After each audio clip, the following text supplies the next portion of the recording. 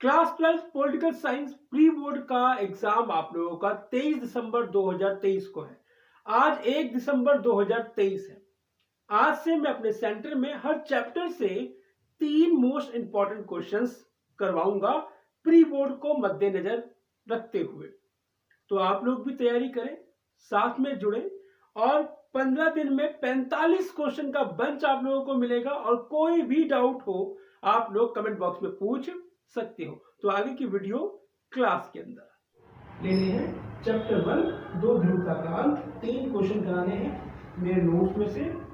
Question number 1, Soviet संघ के विघटन के कारण बताएं, क्या कारण थे। Question number 1। क्वेश्चन नंबर 6 होगा, मिखाइल गोर्बाचेव ने सोवियत संघ में किस प्रकार सुधार किए। मिखाइल गोर्बाचेव का क्वेश्चन नंबर 6। और क्वेश्चन नंबर 8, शॉक थेरेपी से आप क्या समझते हो, इसके क्या परिणाम निकले। यानी इस चैप्टर से सिर्फ 3 क्वेश्चन पिक कर रहा हूं। क्वेश्चन नंबर 1, क्वेश्चन नंबर 6 और क्वेश्चन नंबर 8। तो चलो स्टार्ट करते, टाइम वेस्ट बिल्कुल नहीं। ठीक है, 2 क्वेश्चन दिए हुए मैंने इसके अंदर, ध्यान से। सोवियत संघ के विघटन का क्या कारण था।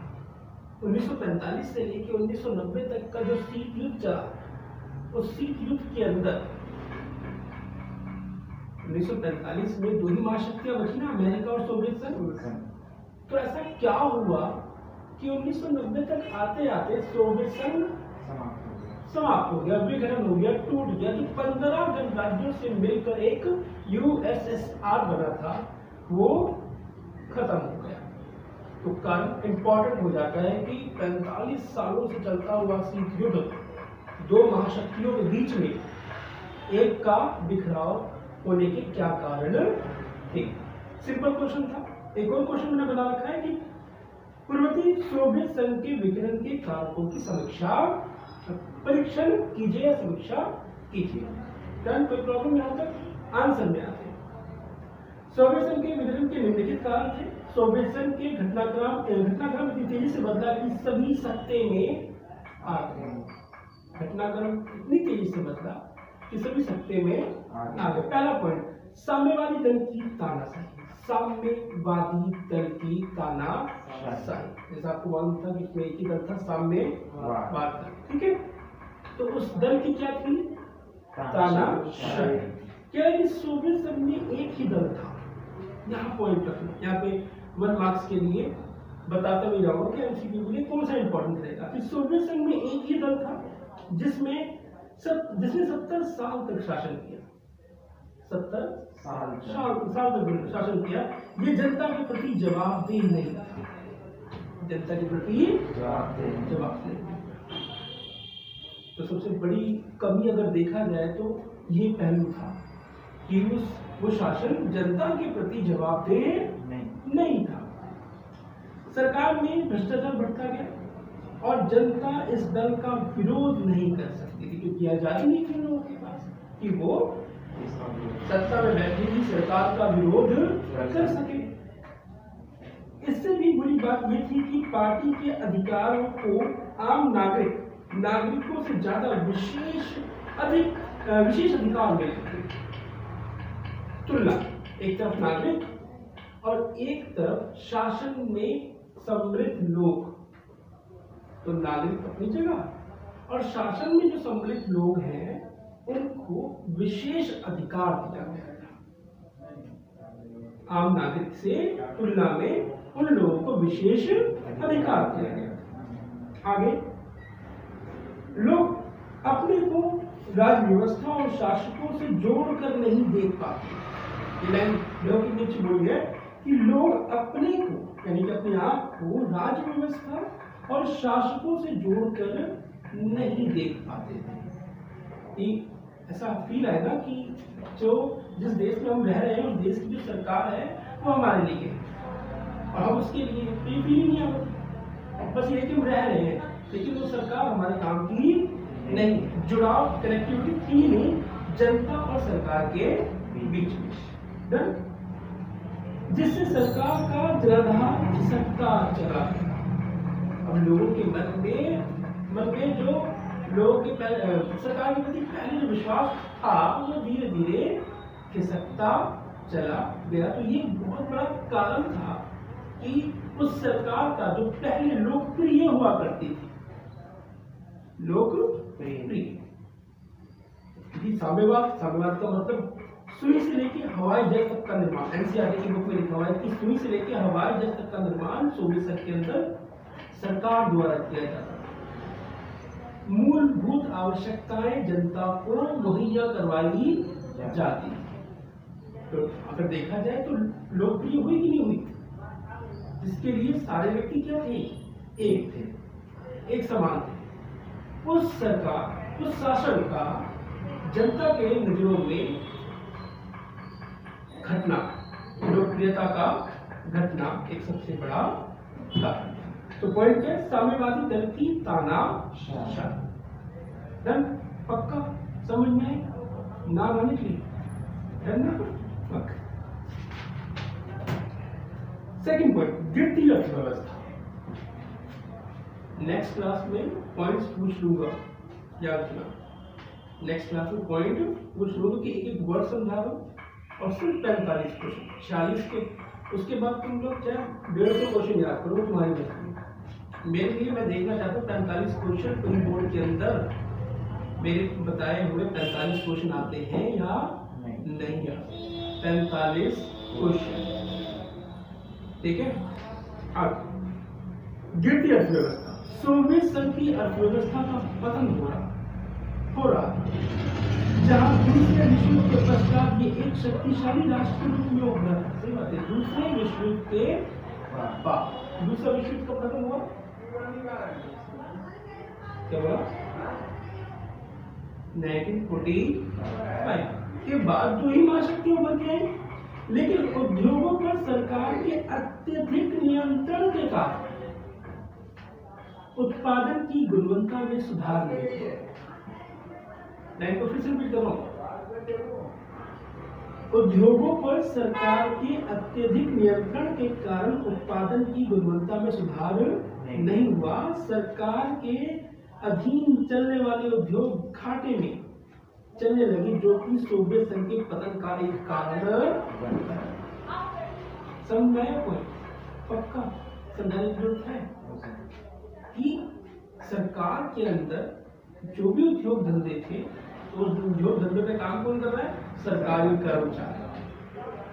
और सरकारी कर्मचारी का सबसे बड़ा एग्जाम्पल, जिस देश में तुम लोग रहते हो तुम समझ सकते, ठीक है, कि वो तनख्वाह मिले, काम करने को राजी नहीं।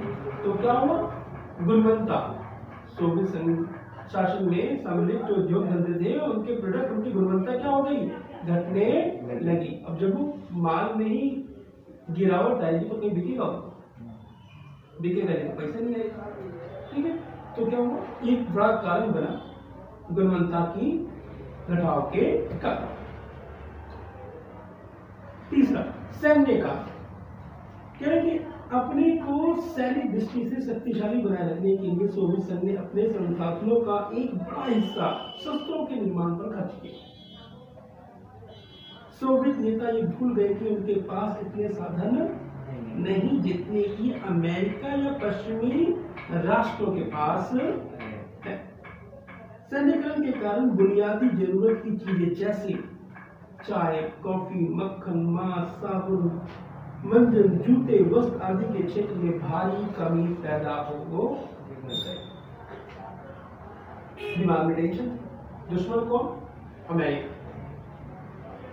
तो घर का खर्चा तो चलाना ही चलाना है, लेकिन उस खर्चे में से देश, घर का खर्चा बोल रहे हैं कि देश तो चलाना ही है, देश की खर्चे चलाना ही है, लेकिन उस खर्चों में से वेपन्स पे भी खर्चा करना है और अत्यधिक करना है। और वो अत्यधिक करने के कारण इन सारी चीजों की सोवियत संघ में कमी हो गई। तो एक ये भी बड़ा कारण था सोवियत संघ के विघटन का। पक्का।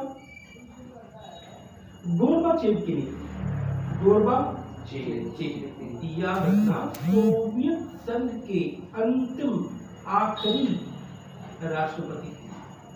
इसके सोवियत संघ के। 1 मार्क्स को पूछा जा सकता है। तो फिर उसके बाद जो विघटन हुआ तो सबसे बड़ा उत्तराधिकारी कौन बना? रूस बना। रूस बना ना। तो जब सोवियत संघ के विघटन के बाद रूस उत्तराधिकारी बना तो उस रूस यानी कि रूस के पहले राष्ट्रपति कौन थे? बी से हाँ सही बात है।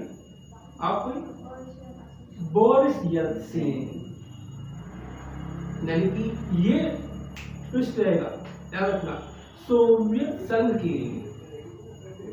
के आखिरी अंतिम राष्ट्रपति मिखाइल गोर्बाचेव, और जब वो सोवियत संघ बिखर गया और उत्तराधिकारी के रूप में रूस को माना गया, रूस बना, तो रूस की जो प्रथम प्रधानमंत्री राष्ट्रपति थे वो थे बोरिस येल्त्सिन। तो गोर्बाचेव की नीति क्या है? गोर्बाचेव ने अर्थव्यवस्था में सुधार लाने के लिए खुलेपन और पुनर्गठन की नीति अपनाई। जैसे ही शासन में ढील दी गई, जिससे लोगों की इच्छाएं बढ़ने लगी, आगे चलकर सोवियत संघ के विघटन का कारण बन गया। अब से भारत और पाकिस्तान का एग्जाम्पल ले लो। भारत में हम अपने बुकों में पढ़ते हैं कि हमने पाकिस्तान को हराया, जब फाइट हुई पाकिस्तान के साथ तो हमने पाकिस्तान को हराया, और उनकी किताबों में क्या है? उन्होंने हिंदुस्तान को डन। सहमत इस बात से? अपने देश को उसी तरीके से सोवियत संघ और अमेरिका, सोवियत संघ के लोगों को अमेरिका पश्चिमी देशों की जानकारी नहीं मिली, और जब उनके शासन में ढील दी और उनको जानकारी मिलने लगी पश्चिमी देशों की, अमेरिका के लोगों की बारे में, तो लोगों ने ये पाया कि हम लोग पश्चिमी देशों से बहुत पीछे, तो उनकी इच्छा क्या हुई? बढ़ने लगी।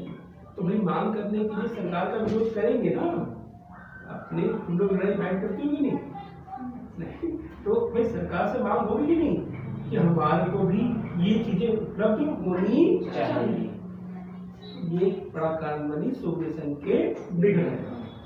पांचवा क्या है कि सोवियत संघ के राज्यों में बढ़ती हुई इच्छा, सोवियत संघ के राज्यों में बढ़ती हुई इच्छा क्या है कि पश्चिमी मुल्क की तरक्की के बारे में सोवियत संघ की आम नागरिकों को जानकारी बढ़ी। सालों से लोगों को बताया जा रहा था कि सोवियत व्यवस्था पश्चिमी पूंजीवाद से बेहतर है। आगे ना वही बात, उनको ये बताया जाता है कि हम बहुत बेहतर है भाई, पश्चिमी देशों के जो लोग हैं हमसे उनकी स्थिति बहुत ज्यादा खराब है। लेकिन सच्चाई ये थी कि सोवियत राष्ट्र पिछड़ चुका था।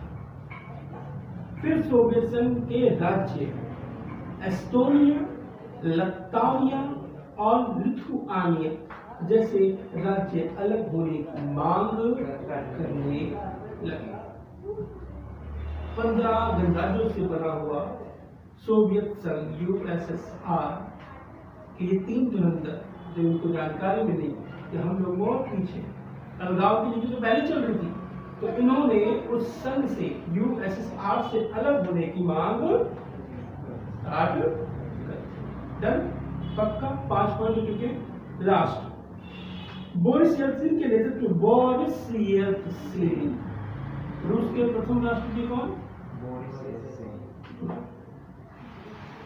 चलो बोरिस येल्त्सिन के नेतृत्व में हुए सुधार आंदोलन क्या है कि 1991 में सोवियत संघ में सत्ता पलट हुआ, और बोरिस येल्त्सिन के नेतृत्व में सोवियत संघ में अनेक बदलाव हुए और अंत में सोवियत संघ विघटन हो गया। ये यही मैंने कहा था कि ऑफिशियल कि अब यूएसएसआर नहीं रहा। तो ये कारण थे सोवियत संघ के विघटन के। अच्छे से वीडियो देख लेना, पॉइंट अच्छा है, बोल क्या साइड में रख दिया, सुन लिया, याद हो या पढ़ लो, दोनों से एक काम जरूर करना, क्योंकि कल की क्लास जो होगी वो खतरनाक होगी, ठीक। अब हाँ क्वेश्चन नहीं, क्वेश्चन का पॉइंट पूछ दूंगा, ठीक है। टेस्ट ऑरली होगा, रिटर्न में नहीं होगा अभी। ठीक है। टेस्ट में रखूंगा 3 चैप्टर 4 चैप्टर रोजाना, फिर रखूंगा कि 15 क्वेश्चन हो गए, 5 क्वेश्चन का टेस्ट, ठीक है। Question number 6, Mikhail Gorbachev Soviet संघ में किस तरह के सुधार किए। यहाँ इंटरेस्टिंग है, विघटन के बारे में बताया, और विघटन में बताते बताते लास्ट में जो 5वां पॉइंट था मिखाइल गोर्बाचेव जी का था, ठीक है। तो यहाँ तुम्हें मालूम चलेगा कि जब सोवियत संघ बिखराव की कगार पर जब था, विघटन के कगार पर जब था, तो उस कगार को संभालने के लिए सोवियत संघ ने कुछ मिखाइल गोर्बाचेव ने कुछ रणनीतियां लागू की, लेकिन वो रणनीतियां मिखाइल गोर्बाचेव को उल्टी पड़ी। माना कि अच्छे काम स्टार्ट किए थे उन्होंने, लेकिन वो काम उल्टे पड़े। तो कह रहा है, क्वेश्चन को फिर से रिपीट कर रहा हूं कि मिखाइल गोर्बाचेव ने सोवियत संघ में किस प्रकार के सुधार किए। सेकंड क्वेश्चन है, किन बातों के कारण तो गोर्बाचेव सोवियत संघ में सुधार के लिए क्या हुए, बाध्य हुए कि नहीं अब सुधार करने जरूरी है। थर्ड, क्या गोर्बाचेव को सोवियत संघ में सुधार लाने के लिए बाध्य करने वाले के नीचे कारकों की व्याख्या कीजिए। 6 कारकों की व्याख्या कीजिए। क्वेश्चन कंप्लीट हो गया, पक्का समझ में आया कि यहाँ पर मिखाइल गोर्बाचेव के बारे में बात की जा रही है कि मिखाइल गोर्बाचेव है, हाँ अंदर टेस्ट हो रहा है, टेस्ट हो रहा है जी, टेस्ट हो रहा है, हाँ ठीक है। आंसर देख के आराम से,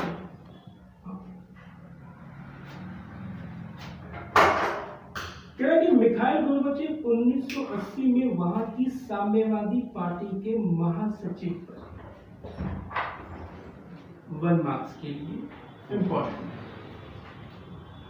और तत्पश्चात उन्हें राष्ट्रपति बनने का अवसर मिला, ठीक है। उसके बाद वो क्या बने, राष्ट्रपति बने। जब गोर्बाचेव ने सोवियत संघ का नेतृत्व संभाला, उनके हाथ में आई कमांड, सोवियत संघ की कमांड उनके जब हाथ में आई, तब उन्हें पूरी तरह स्पष्ट था कि पश्चिमी जगत में सूचना और प्रौद्योगिकी के क्षेत्र में क्रांति हो गई। सूचना और प्रौद्योगिकी के क्षेत्र में क्रांति हो गई है, और सोवियत संघ इसमें बहुत पीछे रह चुका है, बहुत पीछे है सोवियत संघ। इस स्थिति में मुक्ति पाने, इस स्थिति से मुक्ति पाने के लिए अनेक सुधार किए जाने अनिवार्य हो गए। क्या हो गए, अनिवार्य हो गए।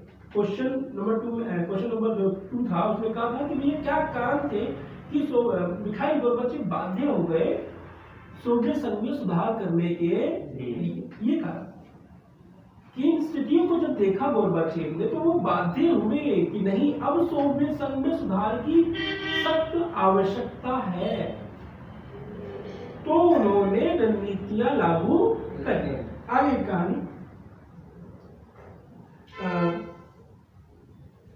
इस स्थिति में मुक्ति पाने के लिए उनके अनेक सुधार किए जाने अनिवार्य हो गए। वहां की अर्थव्यवस्था और राजनीतिक व्यवस्था की कमजोरियों को देखते हुए उन्होंने दो नीतियां, ग्लासनोस्त और पेरेस्ट्रोइका, ग्लासनोस्त और पेरेस्ट्रोइका, रशियन लैंग्वेज याद रखना, ठीक है। ये 2 नीतियां लागू करें, यानी कि कॉन्सेप्ट क्लियर हो गया कि जब मिखाइल गोर्बाचेव सोवियत संघ के राष्ट्रपति बने, तो उन्होंने शासन की कमान हाथ में संभाली। जब उन्होंने शासन की कमान हाथ में संभाली, तो वो समझ चुके थे कि अब सोवियत संघ में सुधार की सख्त आवश्यकता है, इसलिए वो बाध्य हुए सुधार करने के लिए। एक मिनट आप बाहर वेट कर सकते हो, मेरा क्या लगा डन, पक्का। पहला पॉइंट, ग्लासनोस्त, दादी ने समझ में आया ना, निकले पक्का ना, ग्लास नोज, ध्यान सुनना। अब ये ग्लास नोज और पेरेस्ट्रोइका ये 2 मार्क्स के अंदर पूछा जाता है, इसकी मीनिंग पूछी जाती है कि इसका अर्थ क्या है, इसका अर्थ क्या है। ग्लास नोज इसका अर्थ है खुलापन, इसका अर्थ क्या है खुलापन, अर्थात क्या चीज खुलापन। ग्लास नोज की जगह नहीं, नाम ही वही है, ग्लास नोज, ठीक है। अभी ये वर्ड लिखना पड़ेगा, अब तुम लोग इसकी जगह कुछ और नहीं लिख सकते। तो क्या है ग्लास नोज का अर्थ है खुलापन, ग्लास नोज का अर्थ है खुलापन, अर्थात नागरिकों को अपने विचारों को प्रकट करने की खुली स्वतंत्रता देना, अपने विचारों को प्रकट करने की खुली स्वतंत्रता देना, किसके अंदर, ग्लास नोज के अंदर। पहले ये आजादी नहीं थी, पहले सोवियत संघ की जनता को इस प्रकार की आजादी नहीं थी। नागरिक सार्वजनिक सूचनाओं को प्रेस, समाचार पत्रों आदि पर अपने विचार खुलकर प्रकट कर सके। इस नीति का मुख्य उद्देश्य जनता को दल बनाने की छूट देना था। देख लो, दल बनाने की छूट देना। क्या सोवियत संघ में ऐसी व्यवस्था थी पहले? नहीं, सिर्फ एक ही दल था, साम्यवाद, कम्युनिस्ट पार्टी, दूसरी पार्टी का मतलब ही नहीं था वहां पर।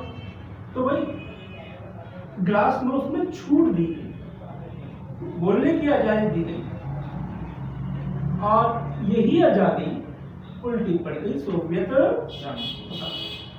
याद रखना, ग्लास नोज डन।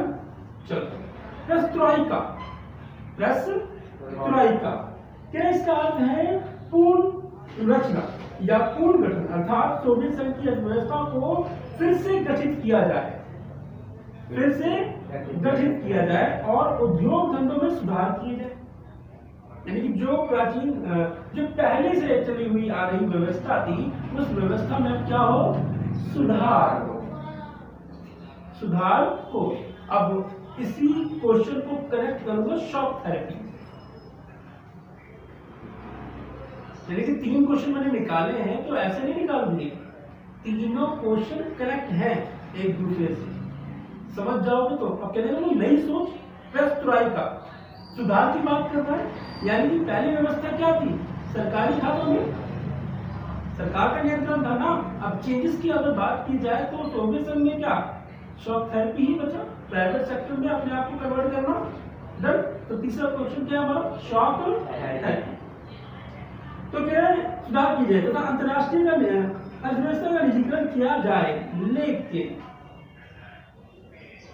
हाँ किया जाए। कारक देख लेते हैं, कारक क्या नीचे दिए गए निम्न कारणों को देखते हुए मिखाइल गोर्बाचेव सुधार के लिए क्या हुए, बाध्य हुए। इस अगर मैं कहूँ तो आंसर यहीं पे कंप्लीट है। ये जो कारक मैंने लिखे हैं एक्स्ट्रा लिखे हुए कि तुमको और नॉलेज इसकी हो जाए। पहला, गोर्बाचेव ने महसूस किया कि अर्थव्यवस्था की गति क्या हो गई, अवरुद्ध हो गई। जब राष्ट्रपति बने तो उन्होंने महसूस किया कि जो अर्थव्यवस्था की गति होनी चाहिए वो क्या हो गई है, कमजोर हो गई। सोवियत संघ सूचना और प्रौद्योगिकी क्षेत्र में पिछड़ चुका था। पक्का ये लाइन पीछे मैंने बोली, किससे, इससे नहीं, नहीं, अभी ऊपर मैंने लाइन बोली ना, अमेरिका से, पश्चिमी देशों से पिछड़ चुका था। सी पॉइंट, उपभोक्ता वस्तुओं की कमी हो गई थी, जिससे आबादी का एक बड़ा हिस्सा राज्य व्यवस्था को संदेह की दृष्टि से देखने लगा था। ये कमियां थी ना, गोर्बाचेव की कमियां कह रहा हूं, ये कारण थे ना, उसी के कारण तो उन्होंने बदलाव करने की नीति अपनाई और 2 नीतियों को देखा उन्होंने, अब लागू करी, ग्लासनोस्ट, पेरेस्ट्रोइका। पक्का डन। तो ये 2 क्वेश्चन कंप्लीट हुए। Last question, question number 8, shock therapy. ठीक है, most important question shock therapy का आंसर बड़ा है, आंसर बड़ा है, लेकिन याद करना पड़ेगा। इसके अंदर जो सामाजिक आर्थिक राजनीतिक परिणाम दिए होंगे तो उसका एक सेपरेटली क्वेश्चन भी पूछा जा सकता है, सेपरेट, कि आप आर्थिक परिणाम बताओ, राजनीतिक परिणाम बताओ या सामाजिक परिणाम बताओ। डन। क्वेश्चन नंबर 8 यानी कि इस चैप्टर का क्वेश्चन नंबर 3। क्वेश्चन नंबर 8 यानी कि इस चैप्टर का क्वेश्चन नंबर 3। शॉक थेरेपी से आप क्या समझते हो और इसके क्या परिणाम निकले, इसके क्या परिणाम निकले विस्तार पूर्वक बताइए। तो मैंने अपने नोट्स में विस्तार पूर्वक ही बता दिया, एक ही क्वेश्चन बनाया है, बहुत इजी लैंग्वेज है, समझ में आ जाएगा, पक्का ना रोने के लिए। चलो कह रहा है, ध्यान दीजिएगा। शॉक थेरेपी का अर्थ है आघात या सदमा पहुंचाकर उपचार या इलाज करना। अब जैसे मैंने बुरा से लगा रेलवे स्टेशन पर जो पीछे से आवाज आती है वैसे शॉक थेरेपी का अर्थ है आघात या सदमा उपचार पहुंचाकर इलाज करना। इस मॉडल को विश्व बैंक, ये लाइन याद रखना, ये जो मॉडल था शॉक थेरेपी, ये 1 मार्क्स में, ये 2 मार्क्स में पूछा जा सकता है कि इस मॉडल को विश्व बैंक और अंतरराष्ट्रीय मुद्रा कोष द्वारा सोवियत संघ में साम्यवाद के पतन के बाद तैयार किया गया। इसका मुख्य उद्देश्य सरकारी उद्योगों को निजी क्षेत्र में लाना, गवर्नमेंट से प्राइवेट सेक्टर के अंदर लाना था। शॉक थेरेपी का मेन उद्देश्य यही था। समझ में पक्का? विशेषता की बात करते हैं, मैंने विशेषता लिखे भी, परिणाम लिखे, क्वेश्चन आंसर बढ़ाएंगे, लेकिन कुछ भी पूछा जा सकता है। विशेषता बताओ, शॉक थेरेपी का अर्थ बताते हुए इसके सामाजिक परिणाम बताओ, कुछ भी पूछा जा सकता है। विशेषता की बात करते हैं। पॉइंट नंबर 1, उत्पादन और वितरण के साधन, जहां पे आप समझाने की बात आएगी वहां पे मैं लोगों को समझाऊंगा। उत्पादन और वितरण के साधन पर निजी स्वामित्व की धारणाओं को अपनाया जाए। कोई प्रॉब्लम तो समझाने वितरण कोई तो बांटना, ठीक है। दूसरा, सरकारी संपदा का तुरंत निजीकरण किया जाए, तुरंत निजीकरण, ये विशेषता थी शॉक थेरेपी की। थर्ड पॉइंट, मुक्त व्यापार की नीति को अपनाया जाए, मुक्त व्यापार की नीति को अपनाया जाए। मुक्त व्यापार का अर्थ है सरकार उत्पादन के साधनों पर नियंत्रण ना रखे। मुक्त व्यापार, जैसे पश्चिमी देशों में 10% हस्तक्षेप गवर्नमेंट करती है व्यवसाय में, 90% प्राइवेट सेक्टर के हाथ में ही है। चौथा पॉइंट, कृषि के क्षेत्र में सरकारी खेती को छोड़कर निजी खेती की ओर जोर दिया जाए। पहले ये सब कहा था गवर्नमेंट सेक्टर के हाथों में था। ज्यादा से ज्यादा व्यापार करके विकास किया जाए। चौथा पॉइंट, पश्चिमी देशों के साथ व्यापक संबंध बनाए, क्योंकि अब संबंध बनाने की जरूरत हो गई थी कि भैया अब रिश्ते मदद करने बहुत जरूरी है। क्यों? क्योंकि हमारी अर्थव्यवस्था गिरती जा रही है। तो दुश्मनी थी, लेकिन दुश्मनी कब तक? पर अब आ जाओ शॉक थेरेपी के परिणाम। पहला, आर्थिक परिणाम। शॉक थेरेपी से सोवियत संघ की अर्थव्यवस्था चरमरा गई, क्योंकि कारखानों को एकदम से निजी क्षेत्र में लाना आसान नहीं। और जो सरकारी कर्मचारी जो पहले आराम से बिंदास रोटी खा रहा था, अब उसी कर्मचारी को प्राइवेट सेक्टर में जब कन्वर्ट किया गया तो उसके लिए तो सरकार क्या हो गई? दुश्मन हो गई ना। वो भी लोग विद्रोह करेंगे सरकार की। तो ये कह रहा है कि निजी क्षेत्र में लाना आसान नहीं था। सभी उद्योगों को सरकार के हाथों से जब निजी हाथों में दिया गया तब उन्हें बहुत कम कीमत पर बेच दिया गया। इसे दुनिया की सबसे बड़ी गराज सेल यानी कि महाबिक्री कहा गया। 1 मार्क्स के लिए याद रखना, महाबिक्री, गराज सेल। जब शॉक थेरेपी के दौरान उद्योग धंधों को, मशीनरी को औने पौने, एनसीईआरटी की लाइन में औने पौने दामों में बेच दिया गया। तो उस बिक्री को क्या कहा गया? गराज सेल, महाबिक्री, गराज सेल। बी पॉइंट, सामूहिक खेती को समाप्त करने के कारण फसल का उत्पादन कम हो गया। सामूहिक खेती को समाप्त करने के कारण फसल का उत्पादन कम हो गया, कीमतें बढ़ गई और सकल घरेलू उत्पाद गिर गया तथा रूसी मुद्रा रूबल में क्या गई गिरावट। ये आर्थिक परिणाम निकले। 15,000 बैंकों तथा वित्तीय संस्थाओं का दिवालिया घोषित कर दिया गया, खत्म बर्बाद हो चुके हैं। तो ये क्या थे आर्थिक परिणाम शॉक थेरेपी के सामाजिक परिणाम और समस्या क्या हुई। फर्स्ट पॉइंट क्या है कि सोवियत संघ में सरकार गरीबों को मुफ्त, देखो ये वाला लाइन देखना, सोवियत संघ में सरकार गरीबों को मुफ्त शिक्षा चिकित्सा आदि देती थी, परंतु शॉक थेरेपी के कारण सामाजिक सुविधा समाप्त हो गई। पहले ही सारी सुविधा थी। सोवियत संघ की सरकार, साम्यवादी सरकार, सबके लिए, उनके लिए सब कोई व्यक्ति क्या था एक समान। तो ये सारी सुविधाएं पहले दी जाती थी, हमने पढ़ा हुआ है क्वेश्चन में। लेकिन प्राइवेट सेक्टर के बाद ये सारी सुविधाएं क्या हो गई बंद। सेकंड पॉइंट, निजी संपत्ति बढ़ने के कारण अमीरी और गरीबी में क्या हो गई खाई पड़ गई। बौद्धिक कामों से जुड़े हुए लोग बिखर गए और दूसरे देश चले गए। और थर्ड पॉइंट, कृषि का निजीकरण हो गया जिससे लोगों को खाने पीने की समस्या का सामना करना पड़ा, यानी कि अब गवर्नमेंट सेक्टर हटके प्राइवेट सेक्टर में वो कन्वर्ट होने, जिसके कारण ये सारी समस्याएं का सामना करना पड़ा। राजनीतिक, ये तुम लोग पढ़ना पॉइंट, तो आप लोग भी पढ़ देना, ठीक है डन, क्योंकि इजी है, इससे ज्यादा नहीं, 10 रुपये 10 तरीके से। तो ये तो 3 क्वेश्चन एक वर्ड समझाया मैंने, चाहे वीडियो सुन लेना 45 मिनट की होगी, इसमें पूरी की पूरी डालूंगा, या पढ़ लेना। 2 बातें होंगी, वीडियो रखी साइड में, वर्ड टू वर्ड पढ़ाया मैंने, नोट्स लिया और आ जाओगे इस क्वेश्चन पे, देखते भी रहोगे और सुनते भी रहोगे, रिवीजन हो जाएगी। और मार्क्स क्या निकालना है अपना 45 मिनट या 40 मिनट या आधे घंटे की जो भी वीडियो बनी, बस इस चैप्टर में 3 ही क्वेश्चन लिख लो।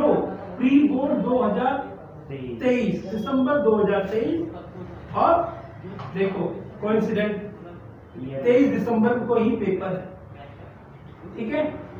तो यही 3 क्वेश्चन इस चैप्टर में से पढ़ना, चौथा क्वेश्चन नहीं पढ़ना। ओके, अब नेक्स्ट क्लास कल की क्लास में सेकंड चैप्टर के 3 क्वेश्चन होंगे, इनसे मैं क्वेश्चन पूछ सकता। आशा करता हूँ आप लोगों को सबको समझ में आया होगा और मुझसे तुम लोग डरे भी होंगे, क्यों ना। तो बस वीडियो यही होती है समाप्त। अब जिसको देखना होगा वो यहाँ तक देखेगा, जिसको जुड़ना होगा वो आगे भी जुड़ेगा। मेरा काम है अपना 100% देना। तो मिलते हैं नेक्स्ट वीडियो में, तब तक अपना और अपने परिवार का ध्यान रखें। आपसे टाइम से कल 10 मिनट लेट नहीं। चल, ओके, बाय।